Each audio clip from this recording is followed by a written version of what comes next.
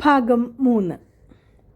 അലാവുദ്ദീനു വേണ്ടി വെളുത്ത ചീനത്തുണിയുടെ നീളൻ കുപ്പായവും പച്ച പട്ടുകൊണ്ടുള്ള മേൽക്കുപ്പായവും ചുവപ്പിൽ മഞ്ഞ നൂലിൻ്റെ ചിത്രത്തുന്നലുകളുള്ള വലിയ കൈലേസും തുകൽ തൊപ്പിയും ഒക്കെ കൊണ്ടായിരുന്നു അടുത്ത ദിവസം അബ്ദുള്ള വന്നത്. ഉടുപ്പ് മാറി വരാൻ അവനോട് അയാൾ ആവശ്യപ്പെട്ടു. നമുക്ക് ഇന്ന് വിശേഷപ്പെട്ട ഒരു സ്ഥലത്തേക്കാണ് പോകേണ്ടത്, അബ്ദുള്ള പറഞ്ഞു. അലാവുദ്ദീൻ ഉത്സാഹത്തോടെ അകത്ത് ചെന്ന് കുപ്പായം ധരിച്ചു. അത് കണ്ട് അവൻ്റെ ഉമ്മ അഭിമാനത്തോടെ അവനെ ചേർത്തു പിടിച്ചു. എന്നിട്ട് പറഞ്ഞു, മോനെ, അതിദയാലുവായ ദൈവം തമ്പുരാൻ നമ്മുടെ കഷ്ടസ്ഥിതി മനസ്സിലാക്കിയിട്ടാണ് ഇപ്പോൾ ഇങ്ങനെ നിൻ്റെ ഉപ്പായുടെ അനുജനെ നമ്മുടെ അടുത്തേക്ക് പറഞ്ഞയച്ചിട്ടുള്ളത്. അതുകൊണ്ട് മോൻ എപ്പോഴും മോൻ്റെ എളേപ്പ പറയുന്നതനുസരിച്ച് നടക്കണം. ഒരിക്കലും അദ്ദേഹത്തെ ധിക്കരിക്കരുത്. സർവ്വ തെറ്റുകളും ഏറ്റുപറഞ്ഞ് മാപ്പിരുന്ന അദ്ദേഹത്തോട് നിൻ്റെ ഉപ്പായും ക്ഷമിച്ചു കഴിഞ്ഞിരിക്കും. അദ്ദേഹത്തിൻ്റെ സഹായത്തോടെ നമ്മുടെ എല്ലാ കഷ്ടപ്പാടുകളും തീരും. അത് കണ്ട് നിൻ്റെ ഉപ്പ സ്വർഗത്തിലിരുന്ന് സന്തോഷിക്കും. എല്ലാം സമ്മതിച്ചുകൊണ്ട് അലാവുദ്ദീൻ അബ്ദുള്ളയോടൊപ്പം ഇറങ്ങി. പട്ടണത്തിന് വെളിയിലേക്കാണ് അന്ന് അബ്ദുള്ള അവനെ കൊണ്ടുപോയത്. അവർ കുറേ ദൂരം നടന്നു. അലാവുദ്ദീന് ക്ഷീണവും മടുപ്പും തോന്നാൻ തുടങ്ങി.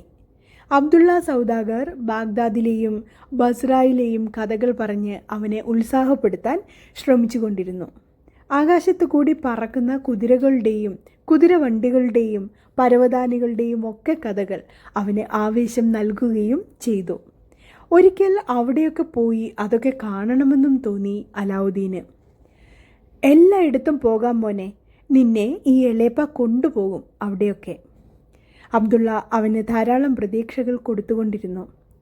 ഉച്ചയാകാറായപ്പോൾ അലാവുദ്ദീൻ അല്പം സങ്കോചത്തോടെയാണെങ്കിലും പറഞ്ഞു, എളേപ്പ, എനിക്ക് വിശക്കുന്നു. അവർ ഒരു ഉദ്യാനത്തിലേക്ക് നടന്നു ചെന്നു. അവിടെ ഒരു ജലധാര യന്ത്രത്തിനു മുന്നിലായി കണ്ട തണൽമരത്തിൻ്റെ ചുവട്ടിൽ ഇരുന്നു രണ്ടുപേരും. തൻ്റെ കുപ്പായത്തിൻ്റെ കീശയിൽ നിന്ന് ഒരു അപ്പത്തിൻ്റെ പൊതിയെടുത്ത് അലാവുദ്ദീന് നീട്ടിക്കൊണ്ട് അബ്ദുള്ള പറഞ്ഞു, കഴിക്ക്. താൻ അതുവരെ രുചിച്ചിട്ട് ഇല്ലാത്തത്ര സ്വാദായിരുന്നു ആ അപ്പത്തിനെന്ന് അലാവുദ്ദീന് തോന്നി. നഹ്ലിസ്ഥാനിലെ ഒരു കടയിലും അത്തരം അപ്പം അവൻ കണ്ടിട്ടുണ്ടായിരുന്നില്ല. എളയപ്പ, എന്താ കഴിക്കാത്തത്? അലാവുദ്ദീൻ ചോദിച്ചു. എനിക്ക് വിശപ്പില്ല മോനെ, നീ കഴിക്കേ, വേഗം കഴിക്കേ, അബ്ദുള്ള പറഞ്ഞു. നമുക്ക് എത്രയും വേഗം പുറപ്പെടണം.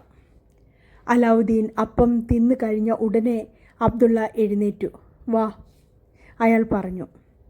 അവർ വീണ്ടും നടക്കാൻ തുടങ്ങി. കുറെ കഴിഞ്ഞപ്പോൾ അലാവുദ്ദീന് വീണ്ടും മടുപ്പായി, ക്ഷീണവുമായി. എളേപ്പ, ഇനി നമുക്ക് തിരിച്ചു പോകാം. ഇപ്പോൾ പുറപ്പെട്ടാലേ നമുക്ക് സന്ധ്യയാക്കെങ്കിലും ഉമ്മയുടെ അടുത്തേക്ക് എത്താൻ പറ്റൂ, അലാവുദ്ദീൻ പറഞ്ഞു. അതിന് മറുപടിയൊന്നും പറയാതെ അബ്ദുള്ള ധൃതിയിൽ നടക്കാൻ തുടങ്ങി.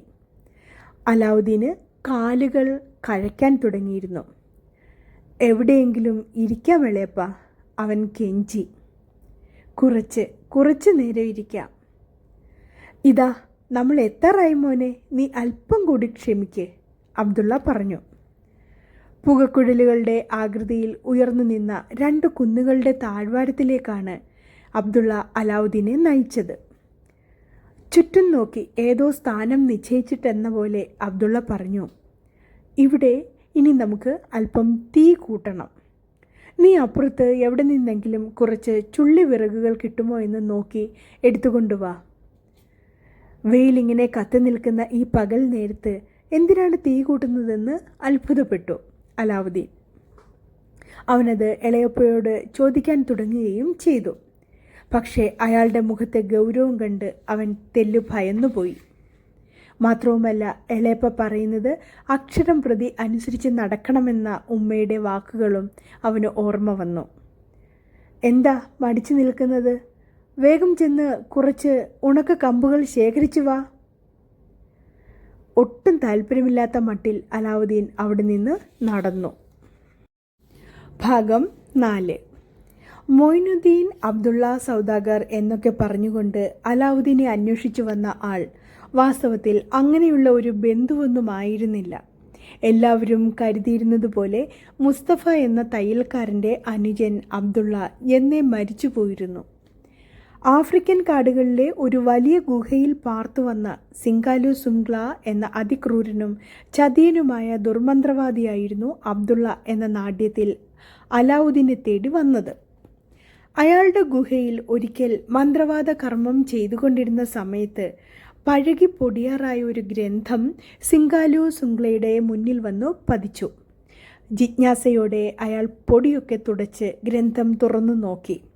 വായിക്കും തോറും മന്ത്രവാദിയുടെ മുഖം അത്ഭുതം കൊണ്ട് വിടർന്നു വന്നു. ഭൂമിയിലെയും ആകാശത്തിലെയും സർവ്വവിധ വസ്തുക്കളും ഒരു നിമിഷം കൊണ്ട് എടുത്തു തരാൻ കഴിവുള്ള ഒരു ഭൂതം ഒരിടത്ത് ഗാഢനിദ്രയിൽ കിടക്കുന്നു എന്നാണ് ഗ്രന്ഥത്തിൽ എഴുതി വച്ചിരുന്നത്. ഏതൊരു മനുഷ്യനെയും സർവാധിപതിയും സർവശക്തനുമാക്കാൻ കഴിവുള്ള ഒരു ഭൂതം, ഖയാമത്ത് ജിൻ എന്നാണ് ആ ഭൂതത്തിൻ്റെ പേര്. ഗ്രന്ഥത്തിൽ എഴുതി വെച്ച വിവരണം മുഴുവൻ മന്ത്രവാദി പലതവണ വായിച്ച് ഹൃദയസ്ഥമാക്കി. ജോർദാൻ നദിയുടെ തീരത്ത് സ്ഥിതി ചെയ്യുന്ന നഹലിസ്ഥാൻ എന്ന പ്രദേശത്തിൻ്റെ അതിർത്തിയിൽ കണ്ണുകൾ എത്താത്തത്ര ദൂരത്തിൽ പരന്നുകിടക്കുന്ന വിശാലമായ മരുഭൂമിയുണ്ട്. മരുഭൂമിയുടെ തുടക്കത്തിൽ തന്നെ ഒരിടത്ത് ചാമിനെ എന്നും ചാമിബാത്ത് എന്നും പേരുള്ള 2 കുന്നുകൾ കാണാം. ആകാശത്തേക്ക് നീണ്ടു നിവർന്നു നിൽക്കുന്ന പുകക്കുഴലുകളുടെ ആകൃതിയാണ് അവയ്ക്ക്. ആ 2 കുന്നുകളുടെ നടുക്കുള്ള താഴ്വാരത്തിൽ ഒരു ഗുഹയുണ്ട്. കാരേ മമാത്ത് എന്നാണ് ആ ഗുഹയുടെ പേര്. മരണത്തിൻ്റെ ഗുഹ എന്നും അതിനെ ചിലർ വിളിക്കും. ഗുഹയ്ക്കകത്തെ ഭിത്തിയിലുള്ള ചെറുമാടത്തിൽ ഒരു പഴയ കൈവിളക്കിരുന്ന് എരിയുന്നുണ്ട്. അനേക കാലങ്ങളായി അതവിടെ ഇരുന്ന് എരിയുന്നു. ആ വിളക്കിനുള്ളിലാണ് ഭൂതത്തിൻ്റെ താമസവും ഉറക്കവും. വിളക്കിൻ്റെ പുറത്ത് ശക്തിയായി ഉരസിയാൽ അതിനകത്ത് നിന്ന് ഭൂതം പുറത്തു വരും. അതോടെ ഭൂതം വിളക്ക് കയ്യിലുള്ള ആളുടെ അടിമയായി മാറും. ആ ആൾ അതിനോട് എന്തെല്ലാം ആജ്ഞാപിക്കുന്നുവോ അതെല്ലാം ഭൂതം ഞൊടി നേരത്തിനുള്ളിൽ സാധിച്ചു തരും. ആവശ്യപ്പെടുന്നതെന്തും എത്തിച്ചു തരും. ഈ ഭൂമിയിൽ ഉള്ളതാണെങ്കിലും ശരി, അതല്ല ഇനി സ്വർഗത്തിലുള്ളതാണെങ്കിലും ശരി. മന്ത്രവാദി തുടർന്ന് വായിച്ചു. നഹലിസ്ഥാനിൽ മുസ്തഫ ബിൻ മൊയ്തീൻ എന്നൊരു തയ്യൽക്കാരനുണ്ട്. അയാളുടെ മകൻ അലാവുദ്ദീൻ എന്ന ബാലനാണ് ആ വിളക്ക് അതിരിക്കുന്ന ഗുഹയിൽ നിന്നും എടുക്കാനുള്ള നിയോഗം. മറ്റാരെങ്കിലും അതെടുക്കാൻ ശ്രമിച്ചാൽ അയാൾ ആ നിമിഷം മരിച്ചു വീഴും. അലാവുദ്ദീൻ അതെടുത്തു കഴിഞ്ഞാൽ പിന്നെ എപ്പോൾ വേണമെങ്കിലും ആർക്ക് വേണമെങ്കിലും അത് സ്വീകരിക്കാം, സ്വന്തമാക്കാം. സിംഗാലു സുംഗ്ല എന്ന മന്ത്രവാദി അങ്ങനെയാണ് നഹലിസ്ഥാനിലേക്ക് യാത്ര പുറപ്പെട്ടത്. മുസ്തഫ എന്ന തയ്യൽക്കാരൻ അടുത്തിടെ മരിച്ചുവെന്നും അയാളുടെ അനുജൻ അബ്ദുള്ളയെ വളരെ മുമ്പ് തന്നെ ഒരു കപ്പലപകടത്തിൽ കടൽ വിഴുങ്ങിയെന്നും അയാൾ അന്വേഷിച്ച് അറിഞ്ഞു കഴിഞ്ഞിരുന്നു. അതോടെ ഒരു കഥ മെനഞ്ഞുണ്ടാക്കാൻ അയാൾക്ക് എളുപ്പമായി. കുപ്പായത്തിൻ്റെ കീശയിൽ സൂക്ഷിച്ച ഗ്രന്ഥം പുറത്തെടുത്ത് തുറന്ന് മന്ത്രവാദി ഗുഹയുടെ സ്ഥാനം ഒന്നുകൂടി തിട്ടപ്പെടുത്തി. അപ്പോഴേക്ക് കുറച്ച് ചുള്ളി വിറകുകളും കൊണ്ട് അലാവുദ്ദീൻ എത്തി. വിറകുകൾ കൂട്ടി മന്ത്രവാദി തീ കത്തിച്ചു. എന്നിട്ട് കുപ്പായ കീശയിൽ നിന്ന് ഒരു വെളുത്ത പൊടി പുറത്തെടുത്തു. ചില വികൃത ശബ്ദങ്ങൾ ഉച്ചരിച്ചുകൊണ്ട് മന്ത്രവാദി ആ പൊടി തീയിലേക്ക് വിതറി. മനസ്സിൽ പൊടുന്നനെ ഉയർന്നു വന്ന ഭയത്തോടെ അലാവുദ്ദീൻ മന്ത്രവാദിയുടെ ചെയ്തികൾ നോക്കിക്കൊണ്ട് നിന്നു. മന്ത്രവാദി വീണ്ടും പൊടി വിതറി മന്ത്രോച്ചാരണങ്ങൾ തുടർന്നു. ഭാഗം 3ഉം 4ഉമാണ് ഞാനിവിടെ വായിച്ച് അവതരിപ്പിച്ചത്. ഏവർക്കും കഥ ഇഷ്ടപ്പെട്ടുവെങ്കിൽ ലൈക്ക് ചെയ്യുവാനും ഷെയർ ചെയ്യുവാനും സബ്സ്ക്രൈബ് ചെയ്യുവാനും മറക്കില്ലല്ലോ. നന്ദി, നമസ്കാരം.